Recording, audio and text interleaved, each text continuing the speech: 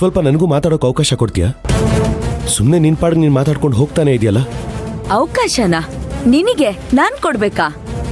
ನೋಡಿದ್ನಲ್ಲ ಹೇಗ್ ನೀನೇ ಅವಕಾಶ ಸೃಷ್ಟಿ ಮಾಡ್ಕೊಳ್ತೀಯ ಅಂತ. ನೋಡು ಜ್ಯೋತಿ, ನಾನು ನಿನ್ನ ಭುಜದ ಮೇಲೆ ಕೈ ಹಾಕಿದ್ದು ನಾನು ಮಜಾ ತಗೋಬೇಕು ಅಂತಾನೋ ಅಥವಾ ನಿನ್ ಮೇಲೆ ಅಧಿಕಾರ ಚಲಾಯಿಸಬೇಕು ಅಂತಾನೋ ಅಲ್ಲ. ಮತ್ಯಾಕೆ?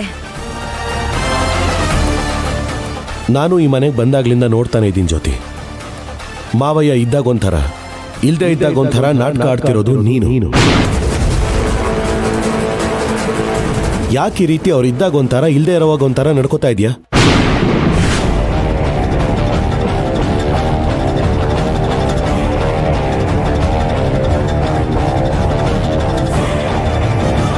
ಹೇಳು ಜ್ಯೋತಿ.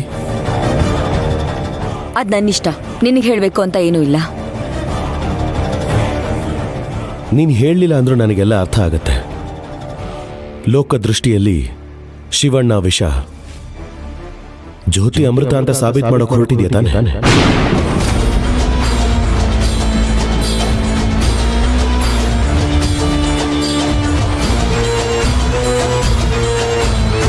ಅದಕ್ಕೆ ಒಂದೊಂದ್ಸಲ ಒಂದೊಂಥರ ನಾಟಕ ಆಡ್ತಾ ಇದೆಯಾ.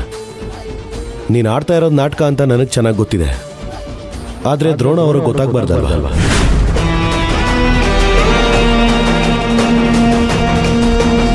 ಅವ್ರ ದೃಷ್ಟಿಯಲ್ಲಿ ನೀನು ಒಳ್ಳೆಯವಳ ಹಾಗೆ ಕಾಣಬೇಕು. ಅವ್ರು ತಪ್ಪು ತಿಳ್ಕೋಬಾರ್ದು ಅಂತ ಹೇಳಿ ನಾನು ಹಾಗೆ ನಡ್ಕೊಂಡೆ ಅಷ್ಟೇ.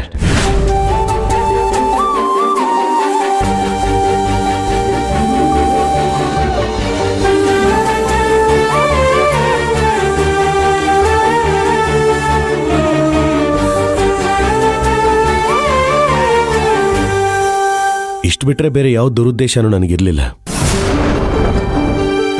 ನಾನು ಹೇಳೋದನ್ನು ಹೇಳಾಗಿದೆ.